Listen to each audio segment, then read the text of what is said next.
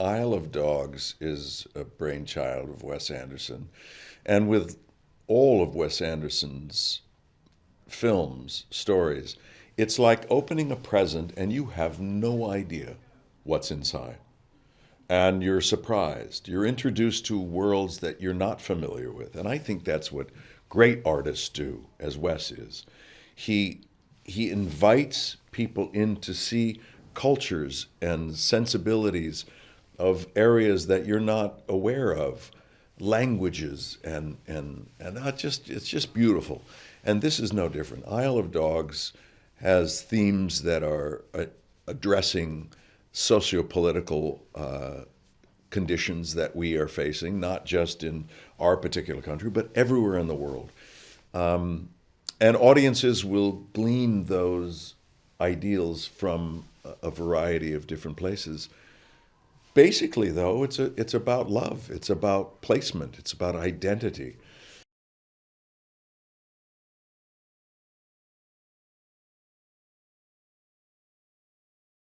My character Chief is a stray dog, a homeless being. Some resentment and anger and uncertainty and anxiety. He fights. He scraps because he may not eat if he doesn't. So he's got to defend his turf, but he has no idea what his purpose is.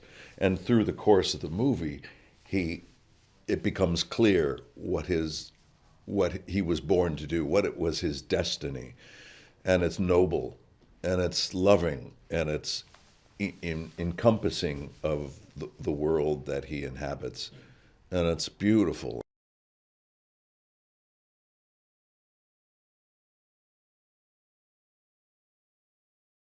The frame of mind, really, though, not to contradict you, is just to allow yourself to feel those traits, those idiosyncrasies of that character.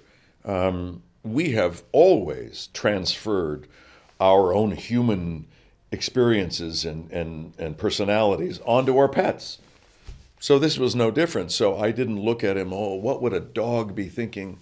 No, a dog is capable of love and anger and fear and all those things that humans can feel. So just bring those human traits to the surface, and then whatever note that you're bringing, the other actors are bringing other notes, and then it's up to Wes Anderson to be the conductor of this orchestra and to be able to play it a little more of that, a little less of that. Now we need that, and be that person to bring all those notes into create a symphony.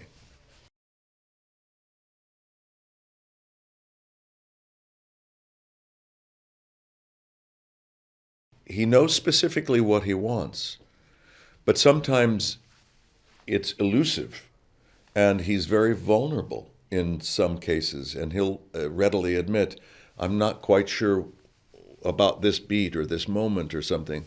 And that is a wonderful trait in a human being because he's offering up his own uncertainty at any given point, to which actors embrace that kind of vulnerability, and we want to support him. And the only reason that actors come back and back and back to work with him is because of that nature. He's not dictatorial, but he's not a doormat either. He knows where he wants to go, but sometimes the route is circuitous and you don't actually know which door to open to get to it. And so you use that collaborative sensibility to be able to help each other get to his vision.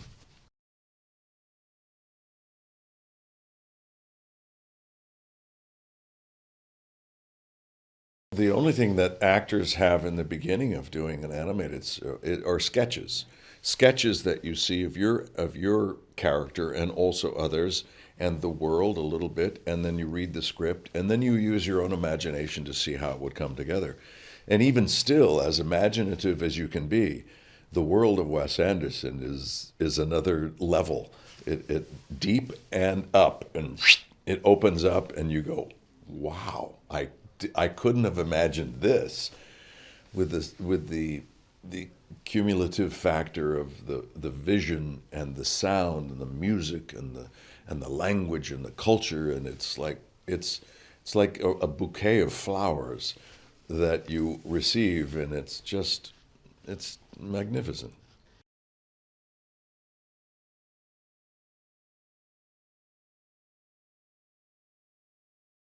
Usually in animated projects, as you know, you're compartmentalized.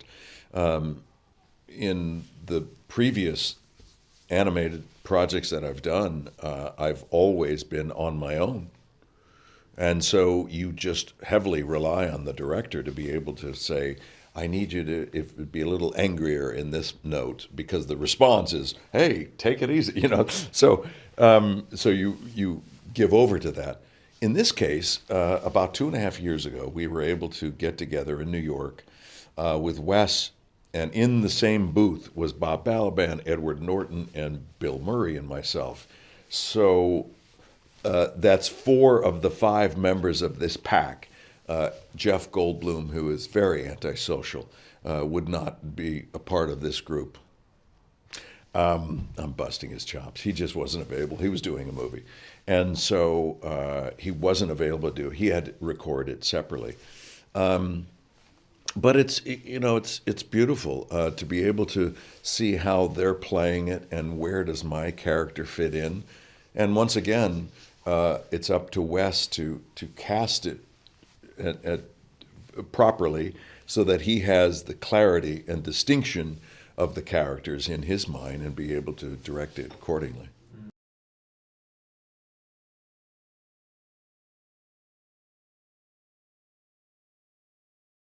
It's surprising and yet not.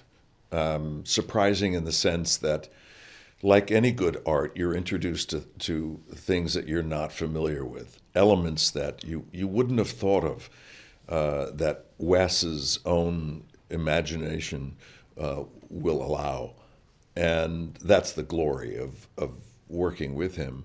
And on the other hand, you knew that it was heading in the general direction of where it could be. So you're not shocked by, oh, I had no idea it was, but you're just wonderfully surprised. You know, it you have an idea of what you hope it to be, and then it's 10 times better than that, and so you're you're delighted basically, and I can't wait to work with him again. He's generous and open and collaborative, and and just a lovely man to be with. It's not imperative that you like or even really become fond of or love the people that you work with, but it just makes the experience better. And that's what I want now at my age. I don't want to work with jerks. I'm just not interested. I want to have a good experience. And this certainly was that.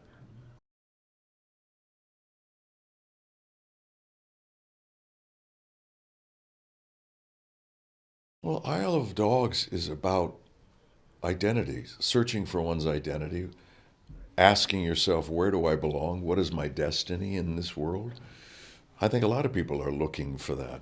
On a more meta level, it deals with social issues and political issues on immigration and xenophobia, greed, fear mongering.